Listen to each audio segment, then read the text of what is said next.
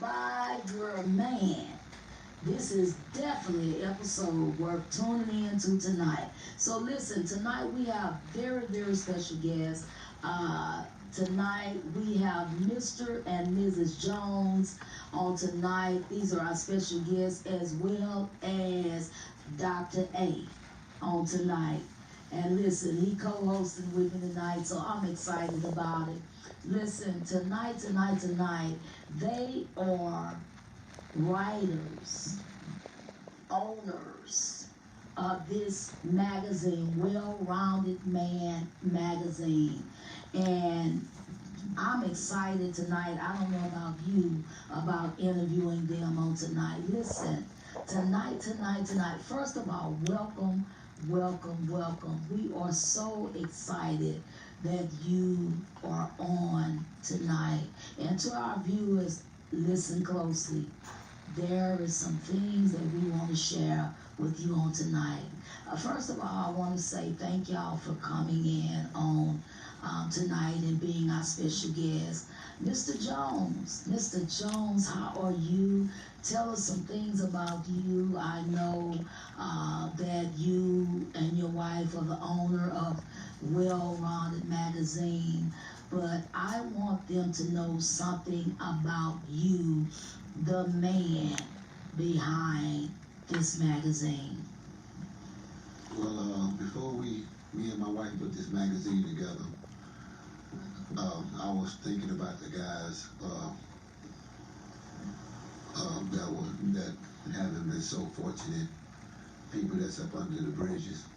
And I was talking to my wife and said that we had to come up with something. And the name struck us as Well-Rounded Man's Magazine. And when I say Well-Rounded Man's Magazine, we was looking at people that been from the lowest to the highest. From the people that went from suicide to being able to cope to society. And being able to hold groups, sessions, and talk about their struggles and the way of life and what it is today, and to be an honor to explain their stories into what it is today. Wow. That's so amazing because a lot of times, especially with men, it's kind of the hardest thing for men. I have a husband to open up and share. Listen, this is a struggle for me, and so for you and your wife to bring this magazine where men can really openly and honestly say, this is what I struggle with, this is what I went through.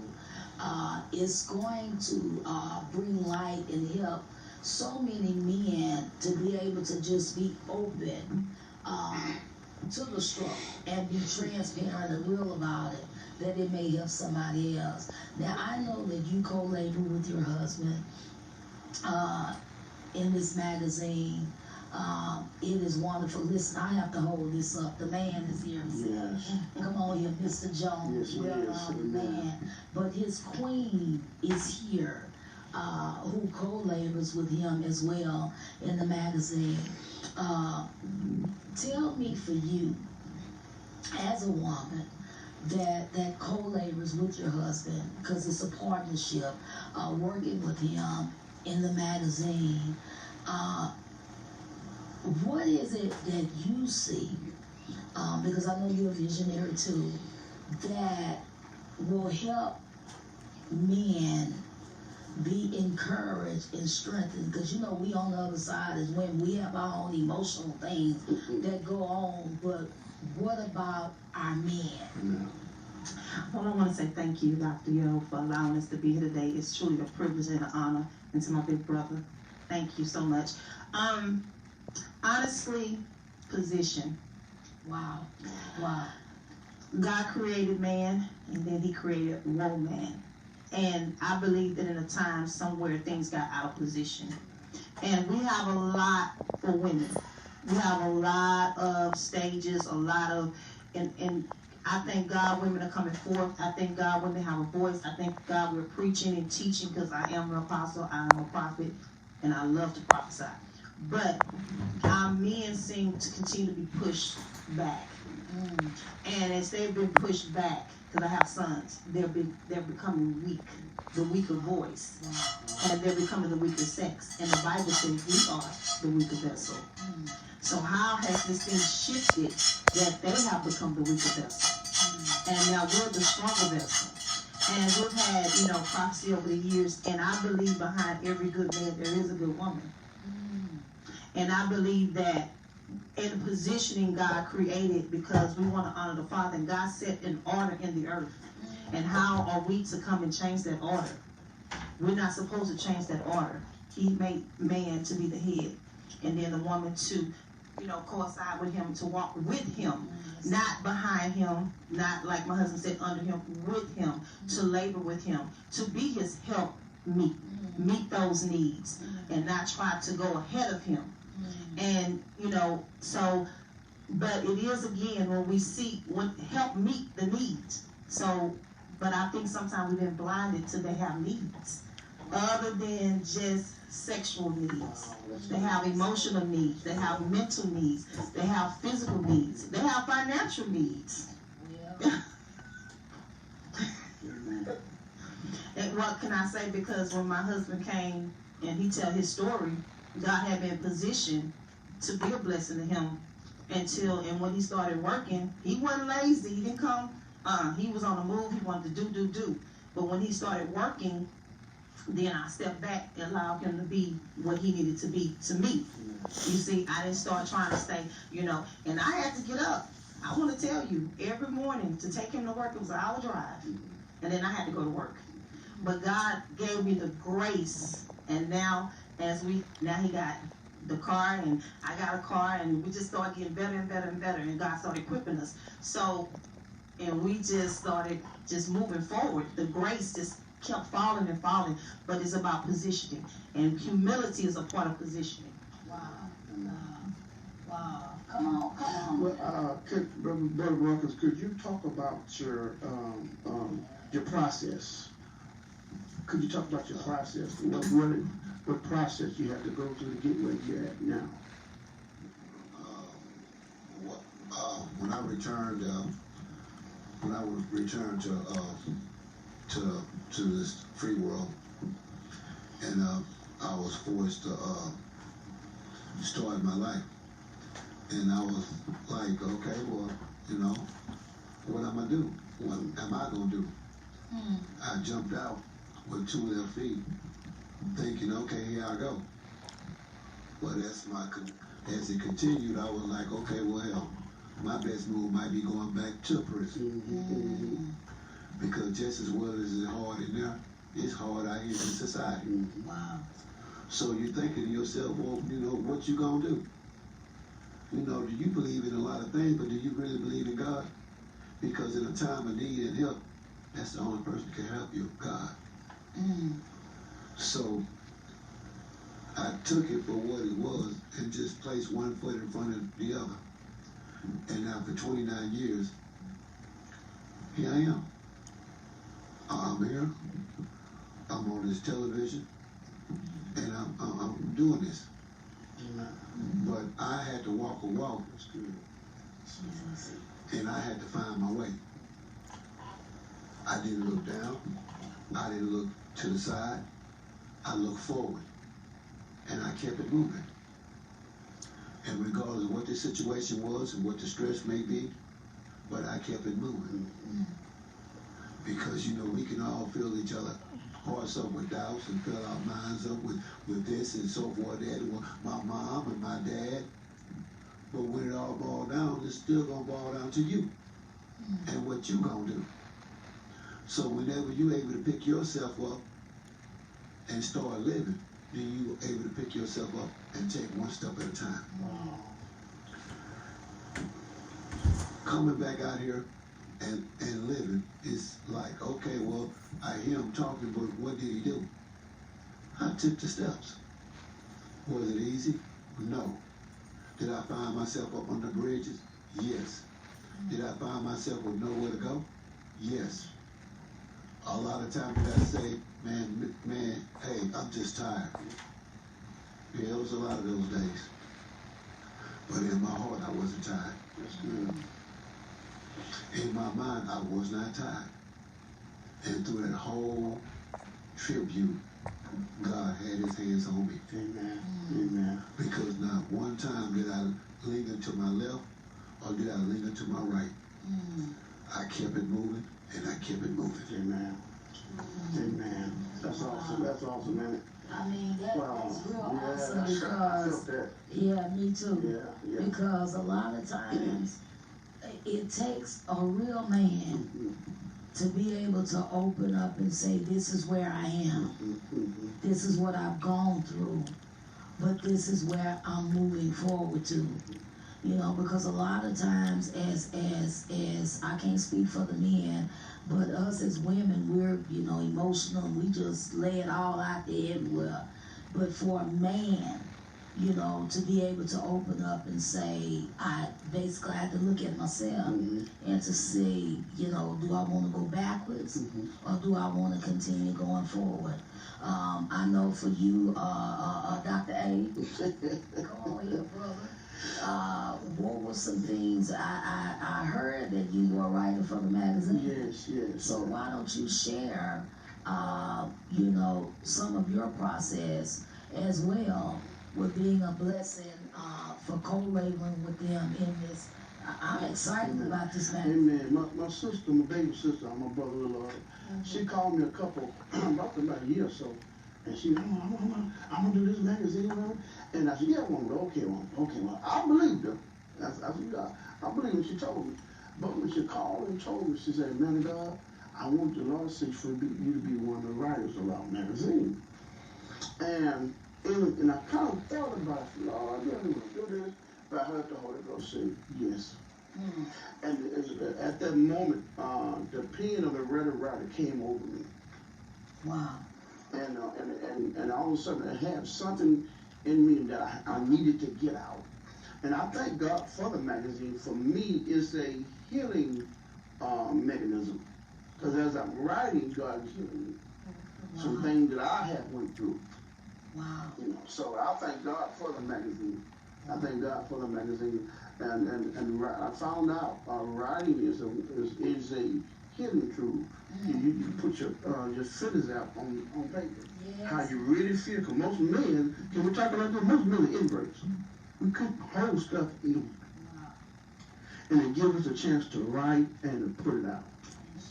And share what we have went through. Amen? Wow. So it's been a blessing to me. It's been a blessing to me. Wow.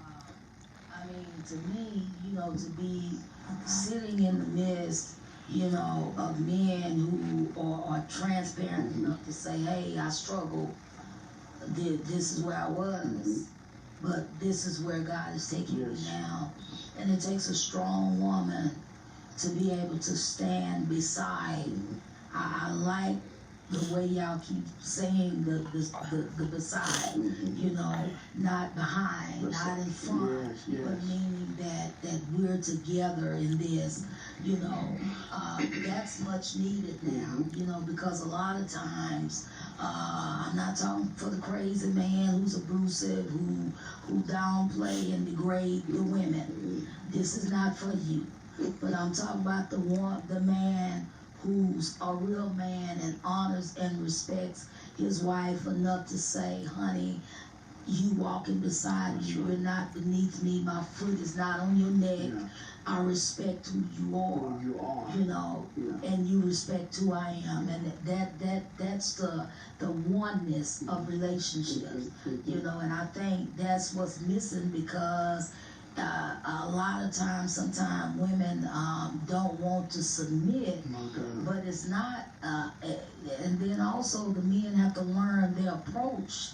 on how you talk to your wives or your daughters, you know, because we some emotional, so we got other sides of us that you have to kind of caress. Now with y'all can handle all the rough stuff, but with us, we have this emotional side that somehow we just We just need to lean on y'all shoulder, your chest, your lap, just lay there, you know. So, sis, I definitely have come something. on here, go ahead. You Go know, ahead. I want to say I love being, and I am an advocate for this as well. Women need to understand that they can't be aggressive either. There are some abusive women. And a lot of times we think about men just being abusive, but where did they learn that from? And they didn't always learn that from a man. Sometimes they learn it from abusive mothers. Wow. And so, you know, I have 2 sons, and it's a way that you have to.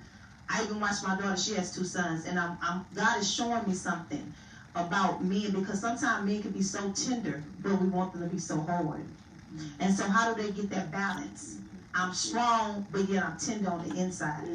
And so, with my husband, he's strong, he's a protector, but he's tender. And so, words. The way that I approach him as well, what I say to him, sometimes I had to find myself, he said, baby, you listening to me?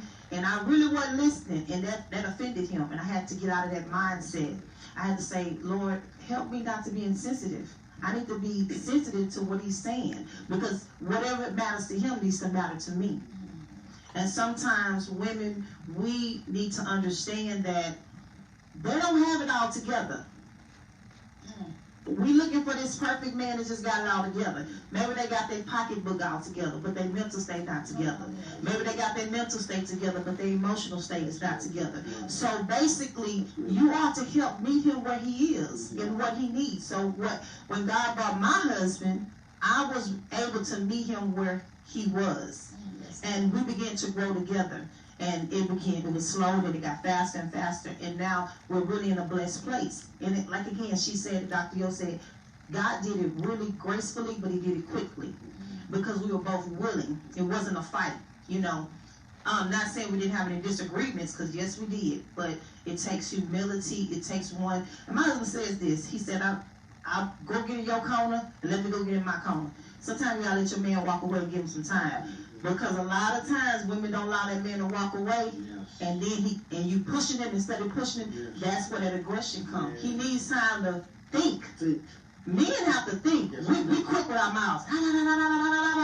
And then sometimes they can't go back, you know, we go on 100 miles, they like, wait a minute. They trying to process the situation and give them time to process it. So basically in this, my husband had so many emotional things that were coming out of him, and he wanted to say. And I said, Lord, a lot of men like this. And God began to sit me down. He said, many of my sons are not heard. They're taken advantage of. They're being overlooked. They're being misused, and they're being abused. So I with my husband, is becoming a voice. I love women. I have 6 daughters, and I have some rough daughters. So I see that side too. So I've seen both sides, because I've been a rough woman, and now I'm becoming more of the woman that God created me to be and to walk with my husband. I've been the mouthy woman. I've been the loud woman. I've been the arrogant woman. I've been get out of my house, this my stuff woman, and then I love her. You know, I've been that type of woman, and that don't get you anywhere. It gets you lonely nights. By yourself. He won't call you back. He tired of it. And then you want to tell your story, but you don't want to be truthful. He's the dog, and you the person that's right standing. That's a lie. The devil is a lie. It's time for women to start telling the whole truth. That's right. And nothing but the That's truth. Right. I used to tell my honey, you ain't my dad. Yeah, I heard that. And I used to say that over and over and over again. And he be trying to talk and be the man of the house, and because I didn't grow up with my dad, and listen, ladies, I would tell my husband, you ain't my daddy. And that was a problem, because I was insulting his manhood, but to me, I was like, I was getting my point across. You know, and so even as my children are grown and we're grown, I said, look, I know me and your dad, that we had us some powwows and whatever going on, but I'm not going to put it all on him. There was some times I had my saved so as well. Mhm. And my family was, you not my daddy. I think he probably got tired of hearing that. He's like, do you want a husband or whatever? I'm not trying to be your dad, but you want me, basically, you need to listen sometimes. Yeah. And to this day, I feel like some of the things I wish I would have been saying, you not my dad, especially when it comes to sons. Yes. Listen, women. That's good. That's good. That's good. We can't teach them how to be men. Yes. They need their fathers, especially if they in the house. And that was one of my greatest mistakes that I made in the early years of my marriage. Always stepping in when my husband was making decisions concerning our sons, and I regretted it. Because when they went to prison, all I could think about, if I would have let him some time instead of being Captain Save and Rescue. Yeah, because I thought he was being hard. And I'm talking about my babies and all this old kind of stuff here and all of that. And I'm being Miss Captain Save a lot. And you know, and y'all just making me think about this stuff. So hey, this is something, It's you know, I'm being real. It's real. And I told my husband, I said, ooh, so now when he be, even though they grown and sometimes they get in their situations, I look, talk to your dad. I get in my place, you know, and stay on back. Yeah, I got it. And I'm telling you women, if y'all don't let them men, the ones that really want to raise their sons, let them man up and give them that tough love, you gonna regret it. But anyway, go ahead, Dr. A. That's some of the stuff that's in the book. If you get a chance to get the magazine, that's some of the stuff that's in the book. And the other men talk about the life they went through, being abandoned, being left on side of the road, you know, just being separated from their fathers, being separated from their mothers, you know. These is in that book. You got men that's been incarcerated, you got men that been all type of walks of life that's in that book. Amen. Wow. And that's an awesome book. You need to get the book. It's an awesome book.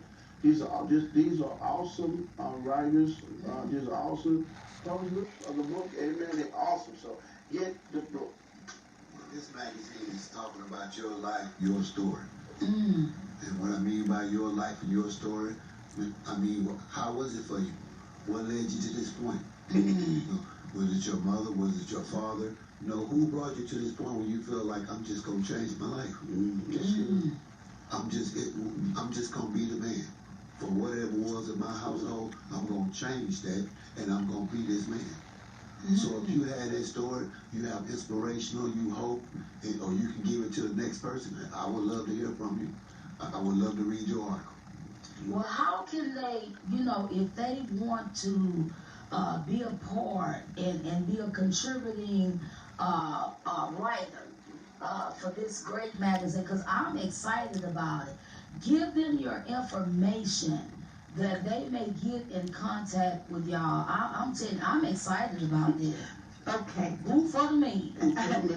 You can find us on Facebook, The Well-Rounded Man. That's on Facebook. You can also email us, The Well-Rounded Men, because MEN, at gmail.com. And then you can also find us on Instagram at Well-Rounded Man 2021. I want to make sure, can I say that one more time? Facebook, The Well-Rounded Man. Email, The Well-Rounded Men at gmail.com. And Instagram, at Well-Rounded Man 2021. And also, our website is www.dsrm.com. It's so many, so yeah, I got it. That's it. Okay, thank you. And listen, it'll be on the screen, so y'all will be able to get the information. And this is here, and the Mrs. Hold on, let me go find that pretty. Yeah. Listen, That's y'all, awesome. this is awesome. That's this awesome. couple. And how long were y'all not together? This is a beautiful love story. Yes, it is. 29 years. He met me at 13. That's a whole other story. We both in the streets because, and I want to be honest, my mother was actually on drugs. This was her dope dealer. Wow. Wow. And so, because and his heart, his passion, because I wasn't in a good place. He actually put a ring on my finger right there. He put a ring on my finger, and then 29 years he came back and put a real ring on my finger. Come on now. Wow. Amen. This is amazing. That's awesome. This amazing. So I'm gonna have to bring them back again because their story is so amazing. To be apart from 29 years, Mr. Jones was incarcerated, to come back, to have the love of his life, and he, yes, ladies, he put a what? Hold that ring up. He put a ring on it. Okay. So some of y'all may need to reanalyze, rethink about it, cause he need to put a ring on it. He need to put a ring on it. If he love you, he need to put a ring on it. Okay. So listen, it's been this time has gone by so fast. Hanging out with Dr. A. This is my brother here, my co-labor in the gospel.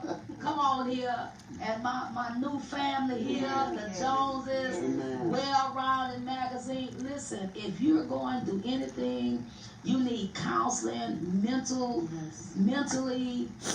come on, emotionally things happen, you can come to www.bfrmi.org. Listen, come out of your maze of confusion. There is counseling that is available to you. Amen. And remember our motto at Break Free TV. Don't stop until you what? Come on now. Y'all know them chains and stuff. Until you what? Break free. Listen, thank you for tuning in tonight. Again, we thank you, our amazing guests, Mr. and Mrs. Jones, and my brother, Dr. A.